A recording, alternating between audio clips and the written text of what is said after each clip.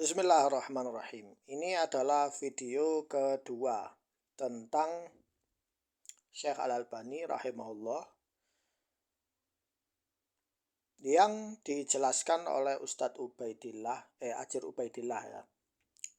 Yaitu dia mengumpulkan informasi lalu menyampaikan kepada kalian, tetapi ada bagian-bagian yang dia lupa dan ada kesalahan yang akan saya bantah kepadanya.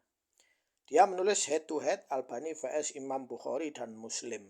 Jadi membuat gambaran kepada kalian bahwa Al-Imam Al-Albani ini mau merusak metode yang dipakai oleh Imam Bukhari dan Imam Muslim dalam mensahihkan dan mendhaifkan sebuah hadis. Benarkah demikian? Nah, nanti akan saya jelaskan di video berikutnya ya. Soal itu ya, soal tuduhan itu bahwa Imam Al-Albani hanya imam. Jadi di video ini memberi penjelasan kepada kalian bahwa hanya Imam Al-Albani saja yang menyelisihi Imam Bukhari dan Imam Muslim. Padahal ulama terdahulu ada juga yang mengomentari kitab Imam Bukhari dan Imam Muslim ya, bukan hanya Imam Al-Albani saja ya. Dan akan saya jelaskan di video yang berikutnya. Maka dari itu, mari kita tonton video ini. Al-Imamul Bukhari dan Imam Muslim telah menjadi kesepakatan para ulama-ulama terdahulu bahwasanya hadis-hadis yang ada dalam kitab Sahihain, yaitu Al-Imamul Bukhari dan Imam Muslim, bahwasanya semua hadis yang ada di dalamnya adalah berderajat sahih. Nah, ini pernyataan yang tidak sebenarnya ya. Maksudnya sahih itu bukan sahih 100%, tidak ya. Nah, akan saya jelaskan di video berikutnya ya. Al-Imam Nawawi menyuplik perkataan Syekh Ibnu Salah dalam Sahih Muslim yang beliau tulis. Semua yang dihukumi sahih oleh Al-Imam Muslim dalam kitab beliau itu adalah dipastikan kesahihannya. Ilmu dan penelitian telah membuktikan keabsahan itu secara nyata. Begitu pula apa yang dihukumi sahih oleh Al-Imamul Bukhari dalam kitab sahih beliau. Hal itu dikarenakan segenap umat sudah mempelajari, mengambil keduanya dengan penerimaan yang sangat baik. Maka yang menyelisihi ijma ini hanyalah orang-orang yang tidak dianggap persetujuan ataupun pengingkarannya. Jadi dijelaskan bahwa orang-orang yang menyelisih itu tidak dianggap persetujuannya ya. Padahal kalau orang yang misalnya menjelaskan bahwa riwayat Imam Bukhari ini dhaif, ada alasan tertentu. Misalnya riwayat Imam Muslim ada yang dhaif tertentu. Dia bisa menunjukkan jarah dan takdilnya, maka omongannya itu justru diambil ya. Jadi ini ijtihad Al-Imam Ibnu Salah, tapi bukan mutlak kebenaran itu ya. Karena yang mutlak kebenaran itu hanya Al-Qur'an saja. Karena Al-Qur'an adalah wahyu dari Allah Subhanahu wa taala. Sedangkan hadis sahih ya, yang dikumpulkan oleh manusia harus dikonfirmasi dahulu apakah benar-benar sahih atau ada hadis lain yang berlawanan ya. Jadi tidak semudah itu ya mengatakan ini secara mutlak. Albani versus Imam Bukhari. Beliau menolak takwil Al-Bukhari. Dalam fatwa Syekh Al-Albani. Jadi di sini dijelaskan bahwa Al-Albani itu menolak takwil ya. Di sini tidak dijelaskan bahwa Al-Albani itu menolak hadis Bukhari ya. Dia hanya menolak tafsiran, yaitu soal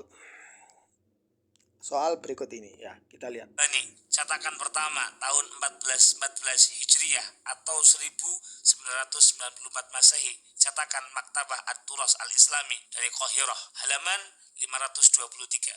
Beliau mengatakan, engkau mendengar dariku keraguan tentang perkataan Al-Bukhari tentang ayat ini. Wa yabqa wajhu rabbika dzul jalali wal ikram, dan hancurlah semua hal kecuali wajah Rabbmu yang maha agung lagi maha mulia. Al-Imamul Bukhari menakwili wajah dengan al-mulk atau kerajaan Allah. Wahai saudaraku, perkataan seperti ini tidak mungkin diucapkan oleh seorang muslim yang beriman. Dalam kitab ini, beliau tidak hanya membantah penjelasan Al-Bukhari terkait takwil. Secara implisit, Syekh Albani menuduh Al-Bukhari telah batal keimanannya karena melakukan takwil atas ayat tersebut. Sekarang coba kita lihat di dalam kitab Sahihul Bukhari pada cetakan Dar Ibn Katsir halaman 1197. Dikatakan di sana pada suratul Qasas, kullu syai'in halikun illa wajhah ay mulkahu. Sehingga telah terbukti kesahihan takwil yang telah dilakukan oleh Al-Imamul Bukhari. Kita tidak bisa mengelak dengan mengatakan tidak percaya atau bahkan meyakini bahwa Syekh Al-Albani yang digambarkan sebagai guru besar ilmu hadis belum membaca Sahihul Bukhari dan langsung berkesimpulan bahwa ini tidak dilakukan oleh orang yang beriman. Dan tidak kami temukan kata malikahu dalam hal ini. Nah, sekarang ini sudah terbukti perkataan Al-Imamul Bukhari. Apakah masih kita katakan perkataan orang yang tidak beriman? Syekh Albani. Nah, nanti akan saya bahas untuk yang takwil itu. Apakah Imam Bukhari menyatakan takwil dalam ayat ini? Ya. Kemudian soal Syekh Al-Albani mendhaifkan Sahih Muslim. Ini karena videonya panjang, jadi akan saya jelaskan juga di video yang berikutnya. Ya, jadi kita mulai dari soal takwil ini.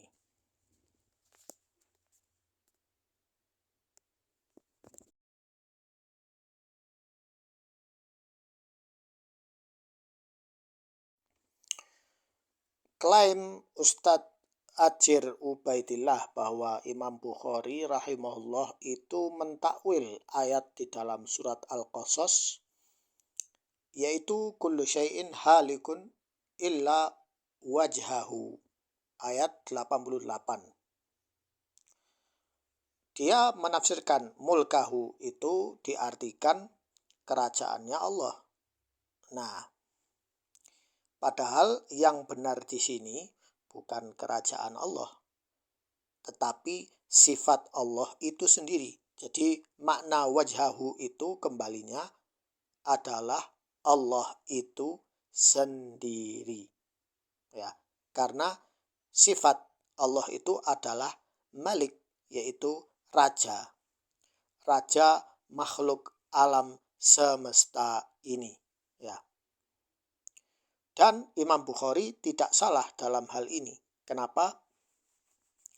Karena yang mensyarah Sahih Bukhari itu Al-Imam Ibnu Hajar rahimahullah menjelaskan ya, bahwa beliau menggunakan metode tafsir dengan makna ya, ayat yang mirip ya dengan ini. Tafsir ayat Al-Qur'an dengan ayat ini. Ayat ini menjelaskan ayat yang sebelumnya ya. Jadi dijelaskan oleh Al-Imam Ibnu Hajar, qaulahu illa wajhahu illa mulkahu. Mulkahu di sini adalah sifat Allah itu sendiri karena Allah itu adalah Malik. Dan di video beberapa minggu yang lalu saya membantah kepada salah satu komentator yang terkontaminasi tasyayyu. Dia berkata tidak ada sistem kerajaan dalam Islam, yang ada adalah imamiyah. Ya, padahal saya minta dalilnya dia, apa dalil bid'ahnya raja itu? Nggak ada. Padahal di dalam Al-Quran Allah Subhanahu Wa Taala memuji sifat raja. Ya, Nabi Sulaiman adalah raja, Nabi Daud adalah raja, Talut juga adalah raja, Dzulqarnain juga adalah malik atau raja. Ini diriwayatkan oleh An-Nasafi. Ya, wa qala Muammar fadzakarahu wa Muammar hadza huwa Abu Ubaidah Ibnul Mutsanna wa hadza kalamu fi kitabi Majazul Quran. Jadi ini riwayat ini yang berkata mulkahu yaitu diriwayatkan di dalam kitab Majazul Quran. Tetapi dijelaskan bahwa yang dimaksud mulkahu di sini atau wajhahu itu malah ditafsirkan apa? Illa huwa. Siapa itu huwa? Yaitu Allah Subhanahu wa taala itu sendiri. Jadi salah ya pernyataan Ustadz Ajir Ubaidillah bahwa Imam Bukhari itu main takwil. Nah, itu salah. Wong Imam Bukhari mengumpulkan hadis-hadis yang berbicara tentang sifat-sifat Allah ya berdasarkan pemahaman para salaf ya. Nanti akan saya jelaskan bahwa Imam Bukhari itu bagaimana metode mengambil ilmu hadisnya ya, yang tidak ditunjukkan kepada kalian di channel Nabawi TV sama sekali. Maka dari itu kalian harus subscribe channel saya supaya tidak ketinggalan update informasi terbaru. Nah, ini penjelasannya panjang ya, kalau kita mau baca ini panjang, tapi saya ambil singkatnya. Karena yang menjelaskan ini adalah Imam Ibnu Hajar sendiri di dalam kitab Fathul Bari. Kalian buka halaman 505 jilid ke-8. Nah, nanti ada tulisannya illa huwa, siapa wajahu, yaitu Allah itu sendiri. Ya. Sekian, semoga bermanfaat. Lanjut nanti video membahas tentang soal hadis-hadis yang diriwayatkan oleh Imam Muslim. Apakah kitab Imam Muslim itu 100% sahih, tidak ada salah sama sekali di dalam kitabnya, seperti yang diklaim oleh beberapa ulama dan juga termasuk Ustadz Ajir Ubaidillah, akan saya jelaskan. Walaupun saya sudah menjelaskan di video-video sebelumnya, yaitu ada hadis-hadis riwayat Imam Muslim yang justru dimanfaatkan oleh Syiah untuk mensyiahkan Sunni. Dan ini akibatnya fatal. Sekian.